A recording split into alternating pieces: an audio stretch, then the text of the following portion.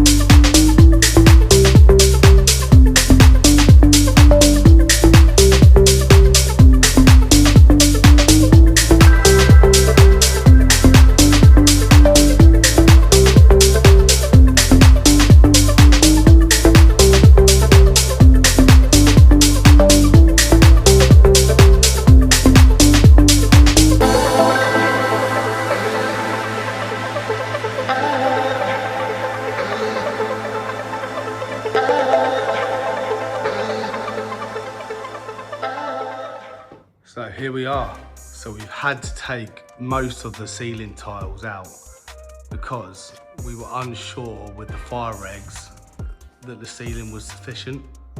It did sort of put us in a bit of a hold. We had a bit of a scare. So we were thinking that this whole ceiling that we've put up, the new one, was gonna have to come down. We were gonna have to take all the old plasterboard down. It's a lave and plastered ceiling. And at one point we were thinking we were gonna have to overboard the whole ceiling as well with fireboard, doubled up as well. But we've checked it all now. We've been given the green light. We're gonna keep the tiles down for now because we have got the fire alarm systems being installed next week. So they've started doing a few bits already. So we've got this over here, and then we're having the fireboard put on here. And then it's gotta be routed all the way along.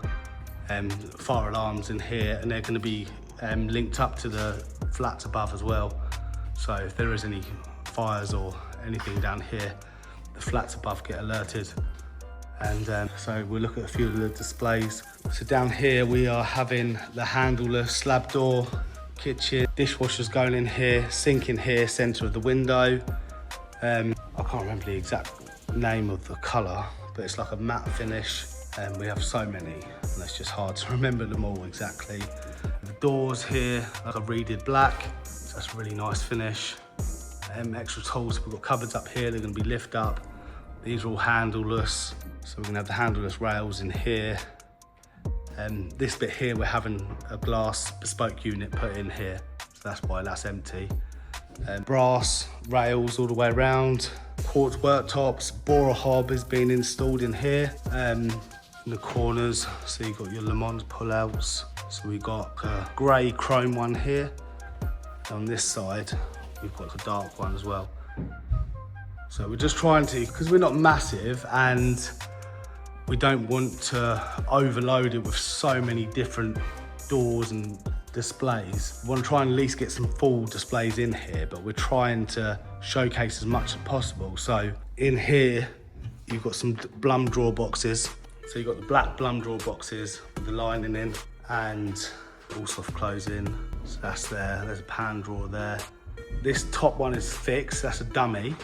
We wouldn't always do that, but we want to show you what it would look like to have a 3 drawer there.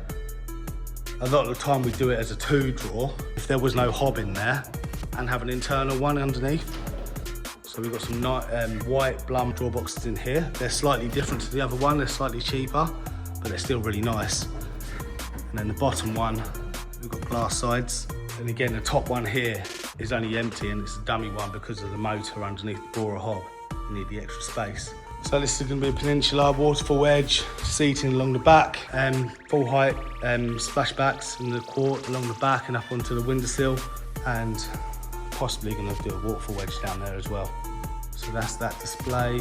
Over here we have a skinny shaker. These doors are, they're bespoke painted, but we went for an anthracite. You can have these sprayed to any colour. We've got a lot of stock colours, but you can literally get these sprayed to any colour you wanted. They're a solid timber door as well, so you see the nice grain in it. Can't really see it too much on the camera. 22mm thick as well, so it's a slab door, but it's solid timber, painted. We're having another borer hob here. So this could be like a matte borer hob. So we're having matte black, quartz worktops in here that we're going to be building up, so it's going to be 50mm thick. Black sink, black tap. We're going to get some matte black appliances, microwave and oven in here. And in this space here is going to be a bespoke glass unit with tinted glass, sort of a champagne cupboard. So that's going to look really nice. On the back of the Peninsula, you've got some reeded glass doors. These are really smart, some glass shelves inside. On this end here, we're going to have a wine cooler in there. And then, what else have we got so far? So over here, we're not going all dark with everything, so we went for a pink, which I think really looks really nice. With oak carcasses, seating along the back, so seating along here and round here.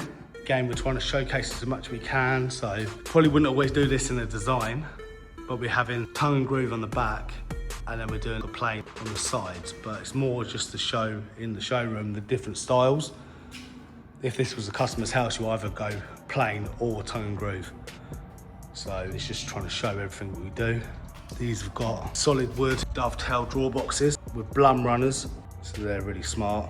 This is also going to have a skirting detail all the way around it. And in the middle here, we're going to have a bespoke wine rack built in here. This section over here is going to be like a utility area, so integrated washer and dryer. And then above, we're going to have some wall units with bifold lift up doors. That's going to go in there. Over here, we've got some door stands. So we've got so many different styles. So I've only got a couple in here at the moment, just to sort of see.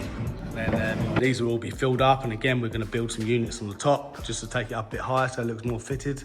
And then Matt's been painting the new front door. So that's going to be going on next week, because that one is shot to bits. And then the last displays that will be all the true in frame, and we're leaving the best till last. So I know I've mentioned it so many times, but there'll be a butler sink here, quartz worktop splashback with a quartz shelf, a nice gin cupboard, that'll be tall. We're having a mantle built here, some drawer units either side, and a range cooker. Big island, which is going to be about 3 meters long. And then over here, we're having a row of units with some tall sit-on units over there on top, and that's going to be all the true handleless. So one of the other ranges as well, he's given a sort of in-frame look, but obviously they cost a lot less than the true in-frame. We also will be having some of them where you can have the false butt hinges on them as well. So again, if you don't want to spend the money on a true in-frame, but you like the look, you can go for the false butt hinges just to give you that look, but it will look a bit more like these doors. So this is all being built as well. I'm gonna build some sort of feature wall off of here up to the ceiling as well, just to block off. So when you're in looking at this display, we'll block this off so you won't be able to see any of the designers working or see their screens. It gives them a bit of privacy, but they'll still be able to see through when people walk through the front door. Not too much has gone on in there just yet. Again, we've got some doors on, but these are all going to be painted black. Again, not really much has gone on in here just yet, but these are all the last bits. The main focus is at the front of the showroom. Got some glass doors on here, and not too much more. We're just using it a bit more as storage now. Got all the ceiling tiles and brochures and samples. This kitchen here, actually, this is the staff kitchen. So this is the handleless J-groove. So that kitchen is going to be put in this area. It's been used as rubbish at the moment. So in here, and then the sink in there. So yeah, it's cracking on now. It's looking great. It's nice to see it actually start coming together now, and you can get a real, because it's just trying to visualize it all the time. And now you can actually see the spaces. It's gonna look so, once they're all finished, it's just gonna look so good. We're gonna get a glass top on here as well. So it'll probably be maybe some oak or something along here for the seating. And then on top here, maybe some quartz, but we won't have glass open tops in here, because what we might do, we might display some of the handles in here. So you can pull them out. So you'll be able to pull it out to get to them, but obviously when they're closed, you can still see them from above. So have some glass in there. So the last thing is the flooring samples. So we've got quite a few of them. And they're all double backed as well. Thought it'd be a good idea to have these, so we've teamed up with the Vine Brothers. And it'd be nice to use these as mood boards as well. So when people are trying to pick the colours of their kitchen and the worktops, they can also, if they haven't already, they can get the flooring through us as well. People can try and match it to the floors that they like. They might already have a floor that's quite similar to these, which could be useful, but we are going to be selling these as the full package for the kitchen. So it's just more of a one-stop shop for the customers. They can come here, they can get the kitchens, they can get the flooring. We also have all the trades to do all the building work. We have obviously the installers, we have the designers. So for us, customer experience is massive for us. And the more we can do to help the customers out, in the day people come here, the kitchens are the main part of the home, and people spend a lot of money on these. So if we can make that a bit more stress-free, more options, any sizes. So I know the title of the episode says that we had to rip it all down, but really we only had to take the tiles out, but we nearly did have to take it all down. And I'm so glad we haven't, because now we've really pushed on this week. And then we've got all the templating booked for the quartz coming up as well. The borer hobs are all being ordered. There's a lot more still to come, and we just want to try and get it open as soon as possible. So I'm going to use that as a chance to wrap up the episode. Thanks again for watching. If you haven't already, please like and subscribe. And we will see you again in a couple of weeks for episode number 7.